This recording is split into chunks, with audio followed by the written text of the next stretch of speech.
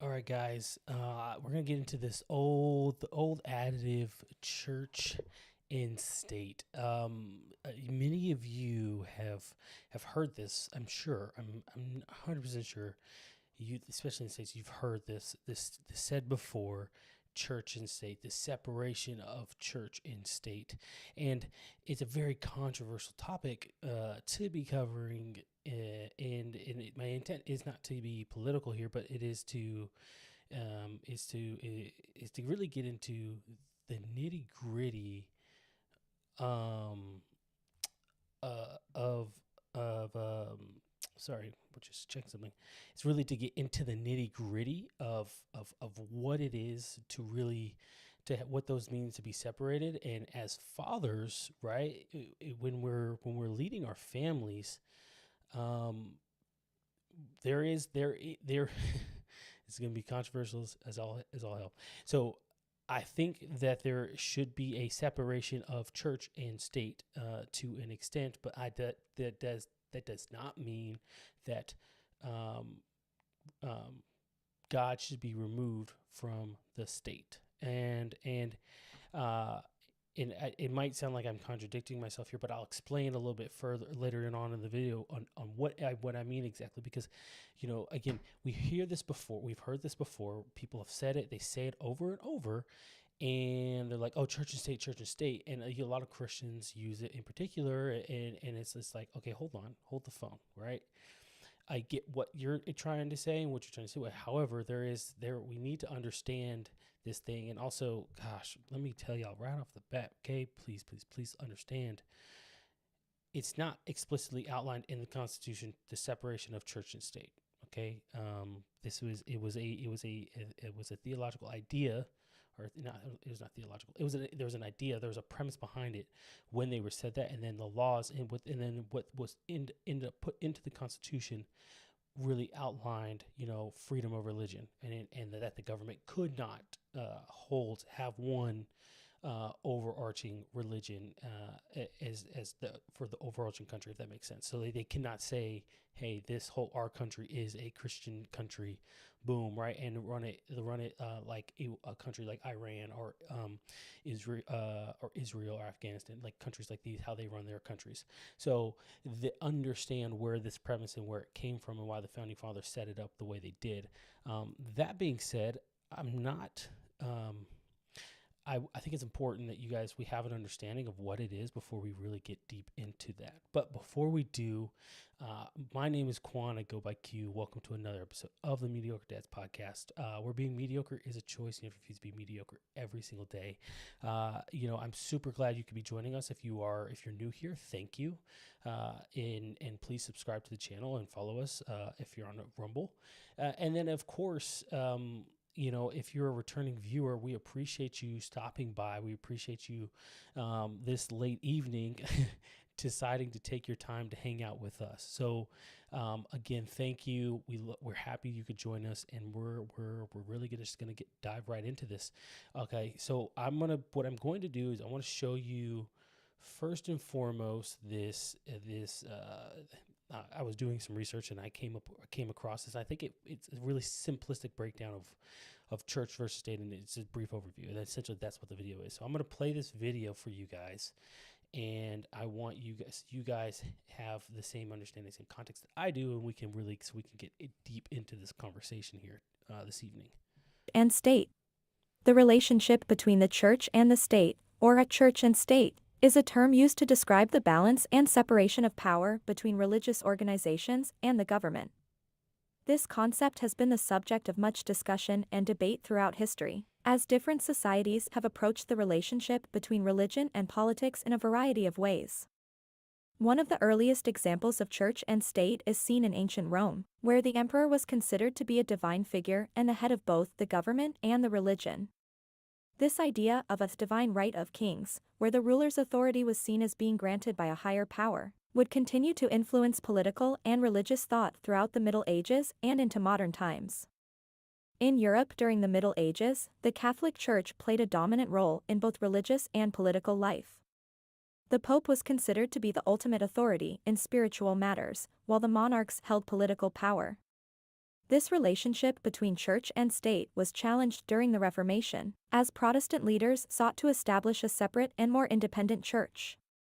The idea of a separation of church and state, in which the government would not endorse or support any particular religion, was first proposed by Enlightenment philosophers such as John Locke and Jean-Jacques Rousseau.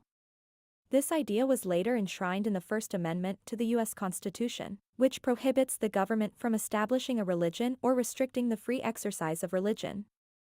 In recent decades, the relationship between church and state has continued to be a contentious issue, particularly in discussions about religious freedom, the role of religion in the public sphere, and the funding of religious organizations by the government.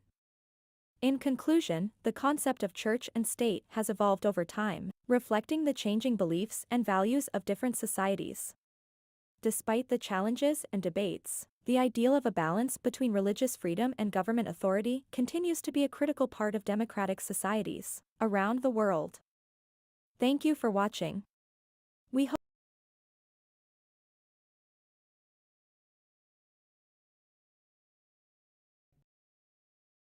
There we go. All right. So, like I said, I found this video and I thought it was pretty informative and straight to the point. The channel's called The Brief. By no means do I know who they are. I've read them, but I think it's if you're looking for just kind of a brief understanding, which, aka the name. I did not mean that pun by any means, but if you're looking for a brief understanding, I think this is a perfect place to start and perfect place to look and to refer to in that regards. So let's move to now that we have this we shared understanding of what the separation of church of state and where it comes from, and understanding it's not explicitly enshrined into our Constitution. That, as so many have said before, why is why is Q talking about this? As a believer in Christ, these talks of Christian nationalism, and I never really understood or knew what that was when someone would say that to me, until someone that I was having a conversation with. And I wear my cross every day, even at work, whatever the case might be. And someone asked me, they said, "Oh, are you a Christian nationalist?" And I said, "I'm gonna be honest with you.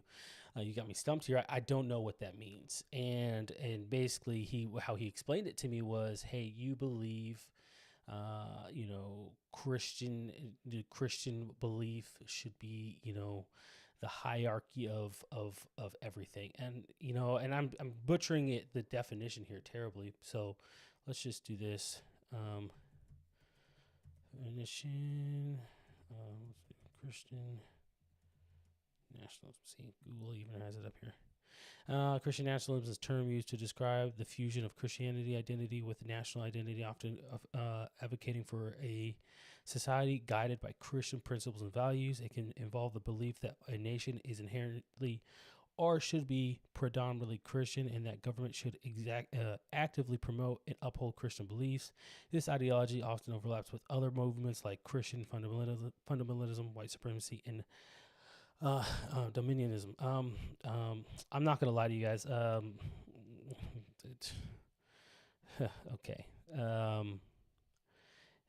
Well, sure, it overlaps with movements like Christian fundamentalism and white supremacy, and it's the news media will tell you that it's white supremacy and all these things, and I don't want to get into that conversation on this particular episode. But the news will tell you that it's white supremacy and all these things, and it's just it's a crocket of crap, to be honest with you. But again, now that we have the definition, this individual asked me, "Hey, so are you a Christian? Are you a Christian nationalist?" And I said, again, I don't know what that means. He kind of described it to me. I said, "Well, listen," I said, "do I believe that everyone should have morals and values? Yes. Do I think that where they pull them from should be from the Bible and the Christian faith? Yes. Now, am I going to demand that you have those same values and same principles? No, because the country that we live in, the United States of America. We're free to do whatever we want. Now you may choose to live your life how you see fit, but understand how I live my life and how I guide my life, my family is through what the Bible tells me, and those principles and those beliefs and those morals and those principles, and that which is outlined within the Bible. And so that is how I guide my life. Now, if you choose not to do that, that's on you. Just understand that there are consequences, meaning not for me, consequences for Jesus' second coming, when we all have to stand under judgment in front of God. And understand, when that judgment comes, you won't be able to speak. We will all have to sit there and just in awe, first off, in awe of God, right? And then also in awe well, first and foremost, in awe of our Creator, in awe of God, right? And just sitting there thinking, I'm sure for all those who don't believe, who are on the fence, who do believe, everyone, it's just gonna be sitting there and being like, it was all real, it was all true, and just sitting there and just in just shock and awe and amazement. And when that time comes, we will all be judged accordingly and understand, Jesus paid the price for your sins, and by him paying your price for your sins, he became our advocate. He became our representative in heaven. And so Jesus is there for those who believe, for those who have acknowledged that Jesus Christ died on the cross for their sins and who have accepted him in their hearts as their Lord and Savior. Understand and know, if they're living their life as they should and meditating on his word as they should, understand that he is our advocate, and he's going to be even though I have sinned, I'm not perfect. I'm seeking perfection. I'm striving for perfection, knowing that I'm saved by grace through faith. And so my thing for you, if you're not a believer, is I hope this is a seed is planted where you do some research and understand why I so heavily believe what I believe in. Well, anyway, getting back onto the topic of this Christian nationalism topic here, as I was having a discussion with this individual, he very much so. I mean, we were friends, and I did, by no means was I sitting there being like, oh, trying to bash him or whatever the case might be. But we were having this conversation, and I told him that. He goes, okay, well, so basically you're a Christian nationalist. I say, hey, man, if that belief makes me a Christian nationalist, I said, which I think is a little hyperbole. I said, well, then I mean, hey, if the shoe fits, I suppose. But I told him, I was like, I don't like the titles, because I said, if with that title, you assume more than just my beliefs in Christianity. You assume more, right? You assume, let me get back on here. Sorry, I forgot you can see my screen. You assume more of what that means, rather than just accepting that, okay, he believes in his faith and he thinks that people should have morals, the Christian morals and principles, because that's what makes people good people, or helps people to be good people, but no, I told him, I was like, I know that's not how you'll take that. You'll take it some other way, because you want it to feed your argument, in this regards. So, I was just like, I think it's ridiculous. We like to put people in groups and titles, and then, then people will say, well, hey, I don't want to be grouped with this group. I don't want to be titled. And we just a never evolving circle, or a never ending circle of just talking in circles and talking back and forth. Anyway, that being said, right. So the separation of church versus state, and why Q is talking about this. I think it's important. We understand what it means and what that looks like. And I think we need to dispel the fact that it's not, those who believe and who are Christians and believe that people should follow the Christian principles outlined within the Bible.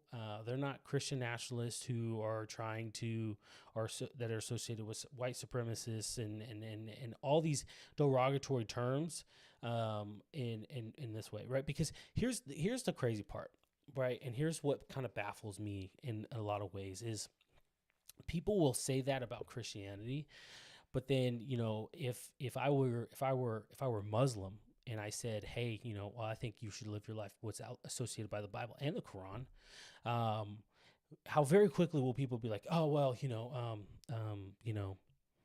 assalamu alaikum, alaikum salam, you know, right? It just kind of like very just like, oh, hey, we're not going to touch that with 10-foot pole. But Christianity, it's like, hey, how can I disparage you to the most and basically call you all these derogatory terms? And I think that's the part to me where I'm like, hey, you know, I have my faith, someone else has their faith, but you will defend their faith, and even if it is, even if there's other negative things that go along, and there's negative things that go around Christianity faith with the Templars and all that, whatever the case may be, right? But you know, you'll defend their faith, and their right to their faith, but then my faith is questionable and is built on racism, and it's just absurd to me when it's not. When you actually do your research, do this research check and understanding where Christianity came from and where everything was. It was around the middle. It was in the Middle Eastern area, right? So like, it's astonishing that people were like white supremacy, but we're talking like Jesus wasn't a pale white guy that you think when you see any other white person or someone who are French or whatever the case might be. You think of a Middle Eastern. I'm thinking of a Middle Eastern man because that's where he was born and where he was from. So I'm not trying to be out here to say like Black Jesus, but that part doesn't matter of it all. It doesn't matter. I just want to point out to you guys and understand something here that what we're talking about here is you cannot respect one person's faith and not respect the others, right? If you're going to say, hey, understand, take the Constitution, say, hey, I respect this person's faith, then you got to respect my faith as well. And so, you know, we kind of, again, talking about it, and it made me do my research and wanted to bring it up on the podcast here. But I was doing some more research, and I found this article from 2021, from Pew Research, and it was it says the U.S. far more support than oppose separation of church and state, and so it's kind of crazy that they're doing this because it's already outlined that there is, again, not explicitly said, but from within the First Amendment, right, of freedom of speech and freedom of religion and free. Not freedom of speech, but freedom of religion and freedom, and that the government can't do that. What was outlined in the video we watched, when I look at that, I'm thinking like, okay, why are we even doing this? What's the point of this? What's the purpose of this? But I wanted to look in this. I wanted to see, kind of more a little bit about this, and surprise, surprise, Christians. Are those who identified as Christians were more inclined to say like, hey, we should be a where's the part I want to look at too? That's gonna get it. That's in the race. Where's the one I was looking at? Well, again, I think this is kind of crazy. I was looking at the very first. Okay, so let's look at this first one right here. So most Americans oppose declaring Christianity or any other religion as official faith of the U.S., and it breaks down percentage of U.S. adults who say.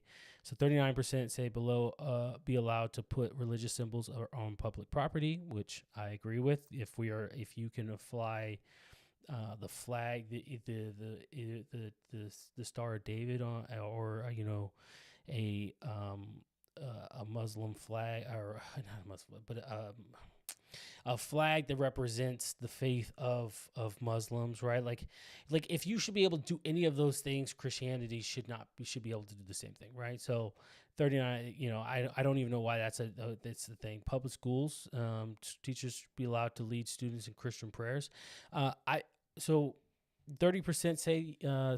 So here's where I get a little weird on this. Okay, so if this is a Christian school, then yes. But if it's not a Christian school, again, I cannot. I will not. Because I will not demand. How much? Let me put it this way: if Christianity, let's replace Christianity with Islam. If my kids were going to a school and they were and it was in Islam was the faith in which everyone was predominantly within that country or within the United States, and they said, okay, well, we have to pray 5 times a day and whatever. But as a Christian, I don't want them to necessarily participate in the Islam's prayer ceremony. I'm going to call it a ceremony because it is more of a ceremony at times. But they pray 5 times a day, and then and whether they have a certain prayer. I don't know what it's called. It's been a while since I actually said the word, and forgive me, guys. I am not good with those words when it's saying it that within the traditional language. But then also, going through all those things. I wouldn't want my kids to do that, so I wouldn't expect someone else, applying Christianity back here now, I wouldn't want to expect someone else's family or kid to be like, well, I'm not a believer, but I'm expected to pray to this God that I don't believe in, and potentially have to be picked on to pray one day. There's there's a lot of slippery slope in there that I wouldn't, in a public school, I wouldn't do, right? But again, the tenets of what the Bible teaches, I think, is very fundamental, very important that we still use them. We still use them to teach and educate our kids. So there's a line, and where I think we can border the line where it comes to public school education and living and obeying the laws within the country that we live in. I think there's a line we could stay inside of, and we'll be just fine. So I think that's very important. But then. It goes a little bit more, but I don't want to get too stuck on this article or this article, but I just wanted to bring it up because I did think it was important, because I did think it was did speak to the understanding of church versus state and how Americans feel about this and how Christians in particular feel about this, because I think a lot of Christians nowadays are very much like, hey, like, we need people. I say it all the time. People need Jesus, okay? I'm just going to be honest with y'all. But a lot of y'all need Jesus. and I say that with a heart full of love, but also a heart full of concern at the same time, like in some satire, because people need something, right? The extremes that people are willing to go to hurt other people, to damage property, to just to do some of the most absurd things. I think I tell people all this time, I think, and especially for men and young men, I said there's this hole in the young man's heart, and as they grow and grow, they try to fill this hole in their heart with other things. Monetary things, possessions, tangible things, women, sex, other things. They try to fill that hole with these things, and alcohol, drugs, and don't get me wrong, for some time they do fill that hole, but then very quickly do they realize there needs to fill that hole with something else. It's almost like trying to get a dopamine hit, right? So very quickly do we realize, or do they realize they continuously need to fill this hole, this part of their heart that is missing. And I tell people what I believe, this is the part where God is asking us to seek him, and where he is saying, hey, this is where I fill in the rest. I fill in the rest. And I think that is what is important here. And I think that is the part where I think we need to get back where I say people need Jesus, and where I think people need God, because that's the part of our heart that God needs to fill. And it's not even particularly, I won't even say it's for men. It's for all human beings, men and women. And so I think that is the part that's where I'm really hung up, and why I want to talk about this is because, man, oh man, we are living in a nation where where people promote the devil, people promote these satanic shows. The show Lucifer. Listen, I watched the show. I watched all the show, and I stopped watching it as I was getting back in my faith. I realized there were certain things I shouldn't be watching, shouldn't be paying attention to, sinners. And so I stopped watching it, but of course by the time I stopped watching, it was basically over. So whatever, right? But anyway, when watching it, and the things that I was grabbing from it and from understanding there was like, okay, so Lucifer, obviously they got this part, but then they were making Lucifer to be this good guy, Lucifer to be this guy who was just needed love, and Lucifer who's this guy who just wanted companionship and to help raise a kid with this detective. And then he was taking over for God because God was gone, and he was fighting his brothers, Michael and Gabriel, and I forgot the other guy's angel name, whatever, that he was his brother who had a baby. Like all these things, right? Like, so like all these these fallacies, but just like trying to minimize the Christian faith. I wouldn't say that's directly their intention, but it was very clear to me that there's this perception of we need to minimize what Christianity is, and the devil isn't so bad. It isn't what he isn't who people say he is, what the Christians say, and all these things. And I was just kind of like, how perverted they perverted this? Not perverted, but they made Lucifer into this loving guy. And understand what the devil's goal is. He's here to steal, kill, and destroy, and he's going to do.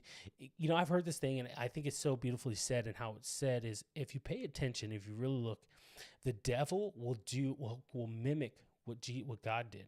He'll mimic what God did. He'll mimic what God created, but he'll perverse it to because he wants to be God himself. And and it's so true in a lot of ways, in a lot of different things, right? So think about music, right? Now, where music, we use music to worship the Lord, worship God.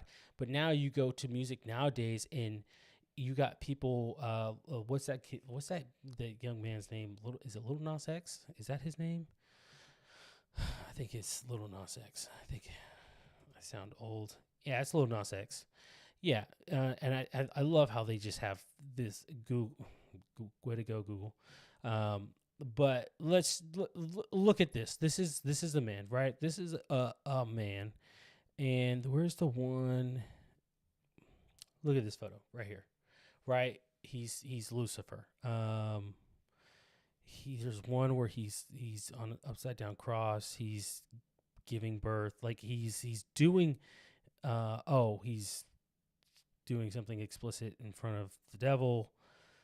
Again, just completely devil worship and all these things, and how they've been taken so far. I think this again. So this, for me, this is why this is important, is because as men, as Christians, as believers, it's just people, we need to get back to where God is at the forefront of our life, and we need to be at the point where he leads and directs our path. And it's amazing how he changes your life. I encourage all those people who are not believers, reach out to a Christian. Matter of fact, comment below non-believer. If you comment below non-believer, I will comment you back, and I will give you my testimony. Because I want you to understand, or I'll share a video we'll talk. Don't worry. But I want you guys to understand, like, how God has changed my life and how powerful a testimony is. I've talked about this before. Testimony is amazing. If you when you hear and you see someone's testimony, and especially when you see it in real life, meaning like you see, if you happen to know them close and see the miracle that God performs in their life, there's no other thing outside. There's no other way to explain it other than that was God. And so I think it's important that you guys, that anybody else below, right? If you have your testimony too, put your testimony below. Let others see it, because this is how we get others to. This is how we plant a seed to help others understand who God is. And so this is a perfect segue. I saw this video. It's been going around for a little bit, and for those who know, I think most of you guys know who Myron Gaines is. He's the guy. He's one of the hosts of the Fresh and Fit podcast, and he's been doing this little college tour thing lately. I think it's a new thing that all of these guys been doing. He's been going to colleges, and shout out to Charlie Kirk, because I think this is Charlie Kirk really. I would say it's what's the guy's name? His name's at the tip of my tongue.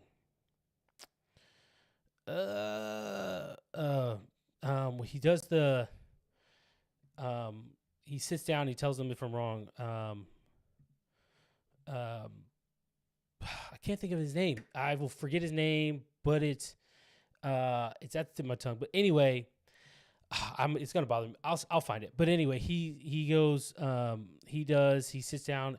He's the original guy of it. But like, Charlie Kirk has really taken it on and taken that mantle and really pushed and progressed that. And so I think a lot of these people are getting into it. Nonetheless, Myron Gaines, he has, I think it's funny, right? Because how each of it is pushed out, he has victim. So if you go to, this is Uncensored America, and this is where he was, I guess this is who was hosting it, right? And each video, it's like victim 1, victim 2, victim 1 returns. Like the use of this derogatory to call these people victims, and as if he won. But I want y'all to pay attention to victim number 10, because I think this speaks directly to what I was talking about, and what I want to talk about ultimately is how the power of testimony is. So we're going to take a listen here to this young man's testimony, if you will, as he approaches Myron Gaines. Hey, can I bring this up a little bit? Is that okay? Okay. I appreciate it. Yeah. So I don't know, do you remember me at all? No. Okay. So can I ask a quick synopsis of what you think the prescription is for society today for men? In a short version, what do you think they should do to be successful with women? To be successful with women, Yeah. Okay, are we talking about like getting a girl for a long-term relationship, just to get laid? What are we talking about? Well, I think the only reason should be for a long-term relationship and marriage. I mean, that's Jesus Christ founded it, but I'm just curious what your prescription is. Well, I've talked about this. I think guys have to have certain things in place, right, before they want to get into a long-term relationship. It's 5 things. So I would say $100K per year, 6 figures a year, 6 months to 1 year of savings, be in good shape, have at least 50 partners, right, sexual body count. How did Drew go from 21 years of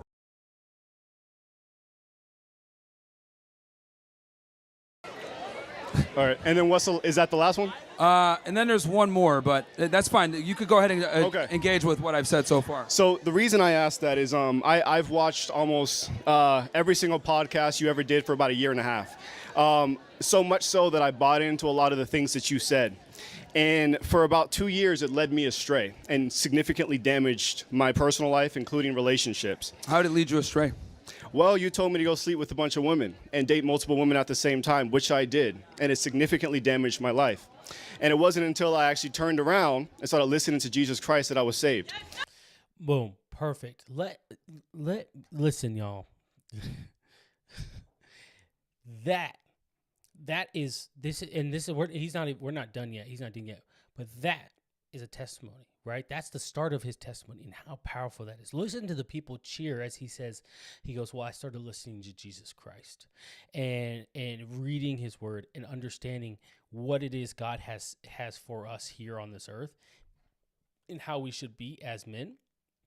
And then especially when we start raising kids, and especially when we start raising young men, if you're blessed to have sons, but even when you start to raise daughters too, I think this is obviously a big deal, right? This right here is the foundation. Is understanding is God. I need God. We need God. We need Jesus. We need to accept Jesus into our heart, and we need to understand what it is that means, because the lives we are living, y'all, this is temporary. This life here is temporary. Okay, understand this is temporary. We go through 2 deaths, right? We go through physical and a spiritual death, and understand this life is temporary. We are like grains of sand, right? Like we are wind. The Bible talks about how we are like a wind. The human life is like a wind. Here one moment and gone the next, right? So like understand that we are here temporarily. Okay, 100 years for us humans is a long time. All right, don't get me wrong. I understand it is a long time. However, in the grand scheme of things, that is not a long time. So this life is very temporary, and in one of the greatest commands that was given to us by God, that was given to by Adam in the garden, and or was given to the first humans, yes, Adam, right? And he was then given to Noah, right? After the great flood, was go forth and multiply. Okay, we are to get married to one person and create and make and build families and multiply, right? Now, I know a lot of y'all are going to be like, well, all these people had, David had many wives, Saul had many wives, all the kings had many wives, all these wives. And then, all this argument before, I've heard it before, and we can, and go watch a previous video. And we have talked about this, but I will say this, if you go to Genesis, I'll pull it up right now. I'm going to pull up my phone because I want to keep this up here. But if you go to Genesis, you will find, man,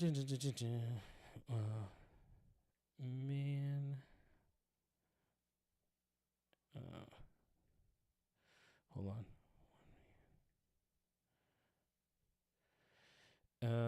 There we go. Okay, Genesis 2:24. This explains why a man leaves his father and mother and is joined to his wife, and the two are united into one. It does not say go this, and I heard this from a pastor this is why I wanted to bring this up when I was like, this is phenomenal. But this is why I say this, right? And when I don't want to hear all of your arguments, and the Bible is amazing because it dispels all of your arguments, right? Because heard it before, right? When people say, well, these wives, they were wrong. David was wrong. Saul was wrong. Why am I thinking of this? I can't think of this. The wisest king. Gosh, why? I know Saul. Anyway, I'm having a brain fart with these names right now. But anyway, they were wrong. They had all these wives, and they were wrong. But understand that God has a plan. He directs our steps. And David was punished for sleeping with Bathsheba. David was punished for sleeping with Bathsheba. His sin was still punished, but he did not lose favor with God because he repented and he sought God, and he understood what he had did wrong. So understand. I don't want to get, that's a conversation for another time, but I wanted to bring that up. But still, nonetheless, the power of testimony, the power of how God changes our life, and how this man's life, he listened to Myron. He listened to him. And he acknowledged, he said, I listened to you, and it messed me up. And that is the crazy part. That's one of those things, man. The craziest part. He listened to him, thinking that he was what he was saying right. But even listen to Myron. Myron still has this belief that he was like, oh yeah, if you are going to, in order for men, what they need to do is they need to sleep with at least 50 women. Absurd. No, you don't. You absolutely do not need to do that. Don't do that.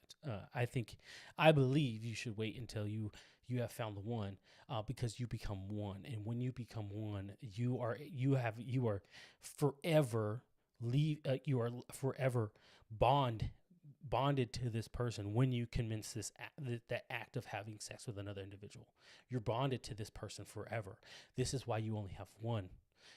This is why we tell you should wait until marriage, because you are bonded to this person forever. And when you wait and you're bonded to this first person forever, you guys are conjoined to one, you get married, you have family, and there are things you guys will go through that will keep you together. I'm not saying the act is what's going to solely keep you with this individual. What I am saying is when you become bonded to another person, you have become committed to this person. Your loyalty is to this person. Your understanding, you want to know this person. You want this person. You love this person so much. You and this person are you and this woman, let me be very clear, you and this woman are joined together, and you guys are creating life together, and you're going through life together. That is how we are to go through life. Now, Paul did outline that he said he did wish that I wished that people could be like me, but if they cannot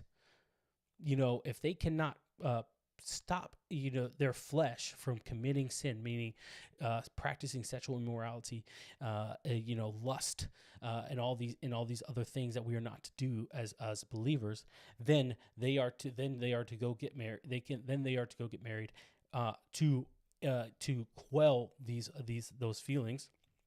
But one man and one woman.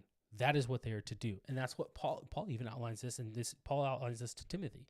So understand, one man, one wife, we get to come together, only one person. That is why it's so important that you wait, rather than going to sleeping with a myriad of women. Now, the other ones, I think they're a good starting point for a lot of you, especially for young men in a society and a culture and an economy that we live in now, and we have been living in for the last 10 years, I would say, or since 2008, the crash in 2008, honestly. I think that is a good starting point for a man to be a provider. Yeah, 100%. Yeah, a 6-figure job. That's a great starting point. That puts you above a lot of other people, puts you in a good place in savings. Savings, 100%. That's a great way to start. Right now, obviously, some people will tell you put it in the market, or whatever the case. I'm not a financial advisor. I won't tell you what to do with your money. That being said, I do think that having a savings is a good starting point, right, to prepare for other things, emergencies when they do, if and when they do occur. These are generally good practices to have. And so that piece of advice is good, but then he goes off the rails. He's like, you need to sleep with 50 women. No, absolutely not. But let's get back into what this man was saying here. Now I'm happily married. I have one child now with another one on the way, and I've never felt happier. But I felt... Congratulations, that's good. That's really good. Thank you. And I know you're not against that, but my concern is what you're saying to men leads them astray, because I'm a walking example of it. And I think you're significantly damaging people, and especially you're leading people away from morality. Women are not sex objects. Women are created in the image of God, and they are valuable. And they should be treated as such. Why should God give you one of his children if you don't even know how to treat them? So I think... So a question for you. You said you got out there dating and meeting women and stuff like that. And then you said that it kind of hurt you. Yeah. How did it hurt you specifically? Did you like just start... What happened specifically? Well, I started warring against my own flesh. It's like trying to fill an empty void. Mm-hmm. There's a God-shaped vacuum in the heart of every man that can only be filled by God alone. Anything else you try to fill with that's not going to satisfy it. Sure. And I tried to do it with sex. Yeah. So would it be fair? How'd you meet your wife? We actually had the #1 dating podcast in North and South Carolina called Who Hurt You Podcast. Okay. And I'm also friends with Fresh. I know him very well. I texted him before I came here. Yeah. And I know pretty much everyone on your crew. But I was a heavy follower, and you actually inspired me to start the podcast, and I realized what I was doing was wrong. Yeah, so would it be fair to say that when you went through that experience, you were able to identify characteristics that you probably found as unredeemable and you probably wouldn't want to commit to, right? In what way? Well, when you were seeing these women, right, you probably started seeing patterns in how they behave, how they speak or whatever. Maybe they're not qualified to be a wife. Because the thing is, right? Well, I don't need that. I have the Bible for that. It tells me what to look for. Yeah, but the thing is that you were able, and again, you're probably not going to notice it, but when you dated and dealt with all these women, you probably were able to identify characteristics that you were not fond of. Okay, so I want to point something out. First and foremost,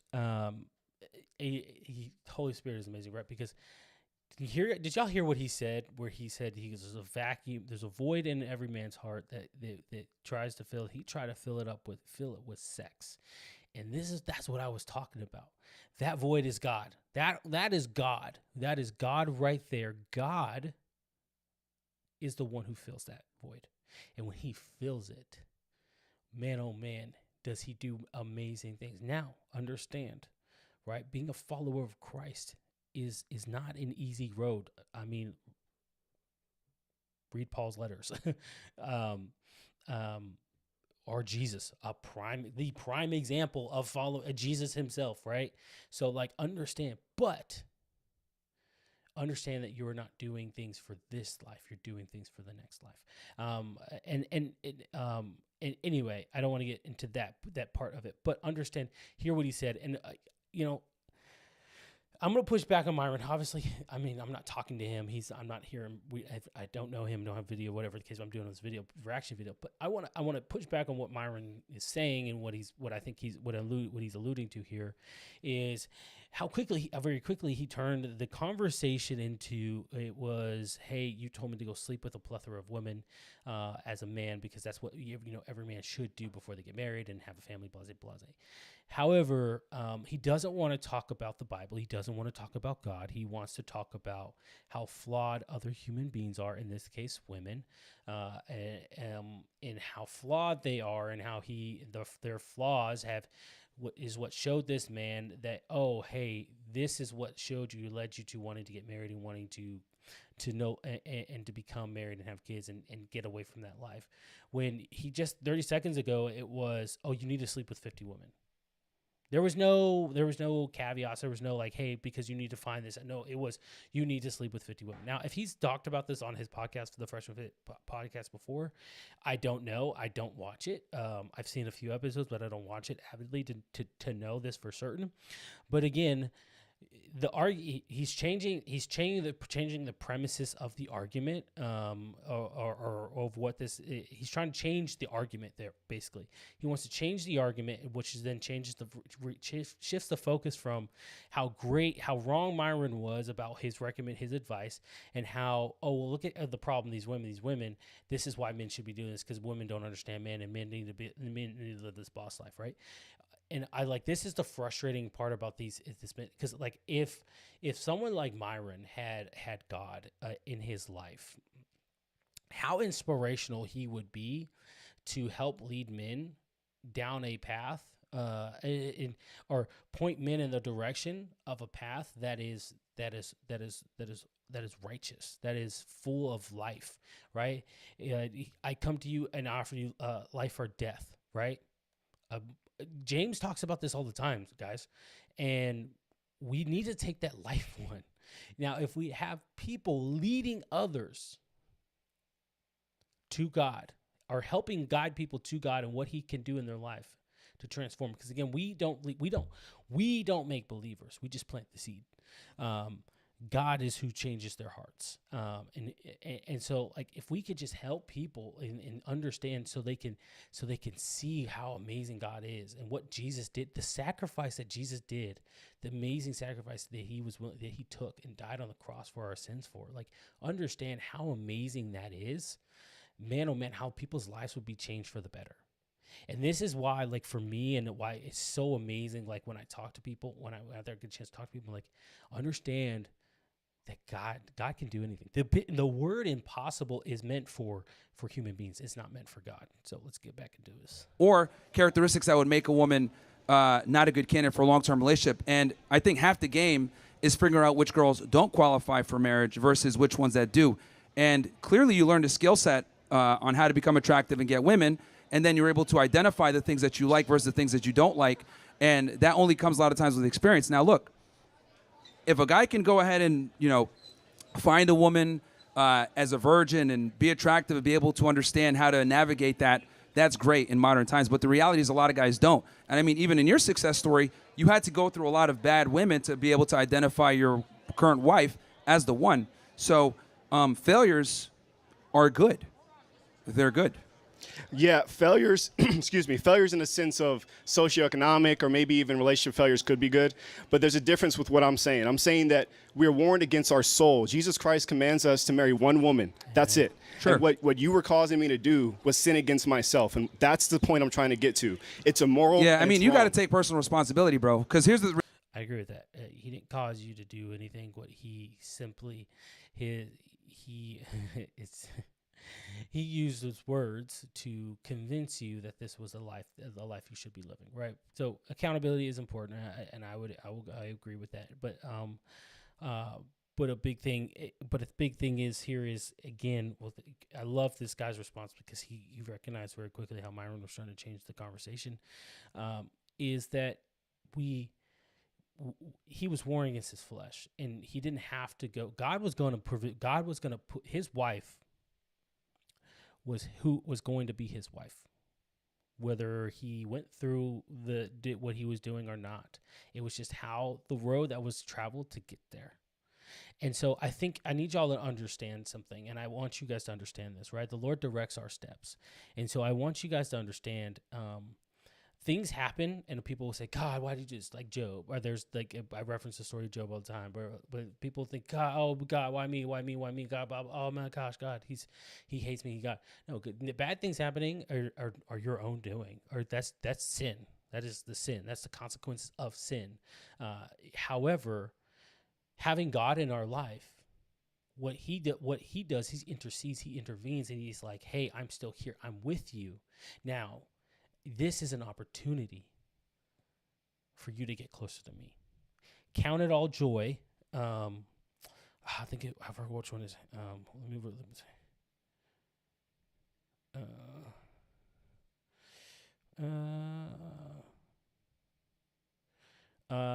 yeah. So it says, dear brothers and sisters, when troubles of any kind come your way, consider an opportunity for great joy. This is James 1:2-3. For you know that when your faith is tested, your endurance has a chance to grow. All right. Meaning, your endurance in your faith, your maturity, your spiritual maturity it has an opportunity to grow. So when you get into a situation, the first thing you should do is call God. The first thing you should do is call God. The first thing you pray is, say, God, I don't know what it is I'm supposed to do here. I don't know what's supposed to happen. I don't know what's going to happen, but I do have my faith in you, and I trust in you, and I trust and I know that your way is better, and I know that you have my back, and I know that you work all things out for the better. And I know at the end of the day that I will use this as an opportunity to praise you. That is what it is. That is one heck of a prayer right there, and understanding, and really, really mean it, and understanding how powerful God is in our life and what he can do. Reality. No, I do, 100%. Yeah, so very publicly, I have in front of over 40,000 people. I've done that. Yeah, great. But the point I'm trying to make is I teach guys a skill set, right? If I give you a gun and you shoot yourself in the foot, is that my fault? If I taught you how to properly use it, how to disarm it, disassemble it, how to load the magazine in properly, all that. If I give you the skill set, then you shoot yourself in the foot, right? Is that really my fault? No, I just arm you with the skill set. Then you choose what you want to do with it. Now, obviously, you wanted to go toward a sex escapade, which is, I guess, fine. But the reality is, I armed you with the tools to become an attractive guy, and you utilize that. You can't come back and get mad. No, and you say, didn't arm me with that. I became attractive when I followed Jesus. That was it. Oh, okay. Now it's changing the story. No, I'm not changing any story. It's one thing to be attractive in the sense of gaining sexual partners, but it's a completely different thing to be attractive to someone that wants to marry you and spend their life with you and have kids with you. Those are two completely different sexual attractions. If I walk in here looking like Thor, I'm 6'2" and shredded, obviously I'm going to be attractive to women, but it doesn't mean that that's a relationship that produces value for me and my family. And again, everyone is different, right? For you, it took some time, and you found God, and you shifted. But the reality is, I gave you the skill set, and then you choose what you want to do. That's up to you, and you made that decision, not me. I just taught you what to do. Exactly. How to do it. It's on me 100%. I'm not placing blame on you. But what I'm telling you, from someone that listens to you, I'm trying to let you know what happens when you speak to people and tell them to do these things. Here's the other thing, too. Like, now you're operating with 20/20 hindsight. You went through it. You experienced Correct. it. You That's know. true. A lot of guys need to get their hand burned sometimes to figure out how things work. Because, let's be honest, men are very stubborn. Why do they need to do that? If they find a God-fearing woman, they wouldn't do half the stuff you're talking about. Well, here's the thing. Finding a God-fearing woman in today's day and age is a lot harder said than done. You see what he said there? Oh, finding God-fearing women is a lot harder said than done. You might be correct, 100%. But finding a God-fearing man is the same thing, right? Because, again, if I pull up these Pew stats, and I didn't pull the one I had, doesn't speak to it, but if we could pull up these Pew stats, we could talk about religion, we could talk about faith and those believers. Gosh dang, let's talk about how so many less people believe in God now. And this is a foundational thing. I think it's a foundational thing, but I think it's really important here to think about, guys. Like, it's amazing how if we wholeheartly, if we as men, if we as people, as we stuck with that foundation of God, it's amazing how life would have been different for us. It's amazing how we if we trusted God and allow him to work in our lives, how amazing our lives would be different. This is for me, honestly, guys, this is the part for me where I get where I do get a little bit of how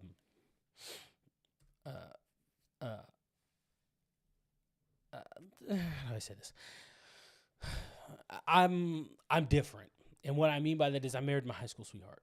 Okay. And so I've known my wife since 7th grade. So, excuse me, sixth or 7th grade. I think I was in sixth or 6th grade. It was, yeah, I think it was 6th grade, 6th or 7th grade. It doesn't matter. Anyway, I've known her for a very long time. We started dating in 2011. July 17th, 2011. Anyway, we've been together for a very, very long time. And so I'm very fortunate, very blessed in my life for that to be gone. But understand, when I was in high school, I'll totally admit this and acknowledge this now. I was praying. When I would pray to God, I would say, hey, God, I believe that I have met my wife already. 100%, guys. I'm not trying to say this just to sound ridiculous or whatever. When I was in high school, I wholeheartedly believed that I had met my wife already. And I I would pray that God he present her to me, meaning show who she is to me, because I believed that, hey, I had met my wife already. And you know what? I'm, like like an idiot like me, I would pray those things, not believing that God would follow through with what I was praying with, and almost essentially testing God. And I was with my girlfriend, my wife now, but and I did do what I should not have, and being in high school, thought I was like, oh, I need to go experience other people and what this like, because I need more experience in all these things, right? And I did hurt her a lot, very much. But that being said,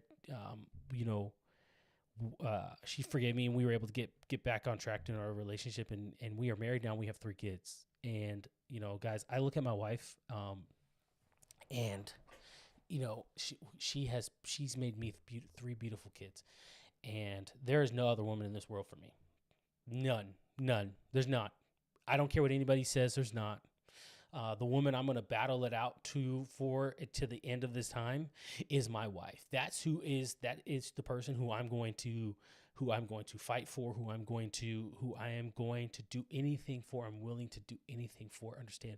Because not only because she gave me 3 kids, but she made me a man. And what I mean by that, what she made me a man, is she saw that I was a boy when we got married. And she helped develop me and saw me in me, the man that she wanted her to lead her, not only her, but lead her family. And I had to step up and be that man.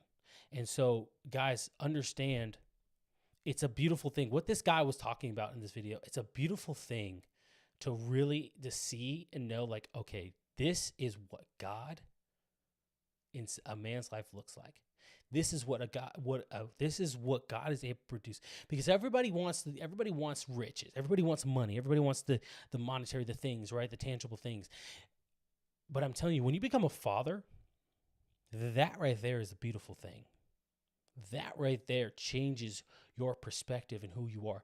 Go watch my latest video, and I was talking about how Tim Pool he was on his podcast, and I do believe that Tim Pool is working his way back into Christianity. I think he is slowly but surely getting back into what his faith. I think he's a Catholic, but I think he's getting back into his faith because he just got married and he just had a kid. Go watch it. I'll put it in the description below so you guys can check that out. And I'll ping this moment. Where are we at? It's an hour. So I'll put it up above so you guys can check it out, right? So you can see it wherever it appears on the YouTube screen, whatever, right? But anyway, understand, right, that when a man gets married and he has a kid, his whole life changes. He changes because his priorities shift and he realizes what's important. And that is my thing for y'all. That's what I want to point out to y'all right now is you don't need to do all these things that Myron is suggesting. You don't. You really, really don't. what you need and all you need is God. That's it, guys. That is it right there. I promise you that's it. You know, I'm going to go ahead and wrap this up, guys. We've been here talking for an hour. Tell me below what you think. I'm really interested in to hear what you guys have to say. Comment below. Again, if you have an amazing testimony or you're willing to share your testimony, comment, comment testimony, just comment your testimony below. Or if you don't want to share it on here, email me, go to the website, mediocredads.net. And if you go to mediocredads.net, you can contact me. You can share your testimony. I would love to hear from you guys. While you're there, I encourage you to purchase our Obedience Demands Action merchandise. I think that's what helps support this channel and grow this channel. Where monetarily we need to grow this channel. In order for us to grow the channel, we need monetary funds, and we need to put that, so we can put more towards marketing. We can put this more towards getting this message out there and more equipment, so you guys can see and so you guys can benefit from Mediocre Dads being on this platform. So please go to mediocredads.net, check it out. It's in the description. There's many ways you can support. You can buy me a coffee. That link's there as well. $5 to support the channel. Guys, this, like I said, it helps the channel grow, and understand what our first goal is 10,000 subscribers. So if you are new here, first and foremost, thank you for joining us. My prayer is that you will share this with your friends and your family. That's one, and subscribe to the channel. And that's two. And then if you are a returning viewer, thank you for coming back and watching. I appreciate your continuous support. Please share this with your friends and share this with your family, guys. This is a very important. You can't support monetarily. How you can support the channel is by liking this video and sharing it with your. If everyone who watches shares this video with one person, it would be amazing to see where we can get the channel to grow and to get the message out. That's the goal, right? Because I think if we can have more voices like myself this is going to sound mean, but that's not my intention, to drown out voices like Myron, who are giving people the advice that I don't think that they should be living by, or then it would be great, because we need to be able to grow this channel so we can compete with those voices. I won't say drown out, so we can compete with those voices, so you guys can have access to two competing voices, and they make the decision there. Hopefully it's the one that they choose the right path, and which is to Christ. That is all I got for you guys. As always, remember that being mediocre is a choice, and you have to refuse to be mediocre every single day. That's all I got for you guys. We'll catch you next time. Mediocre Dad's out. Oh no.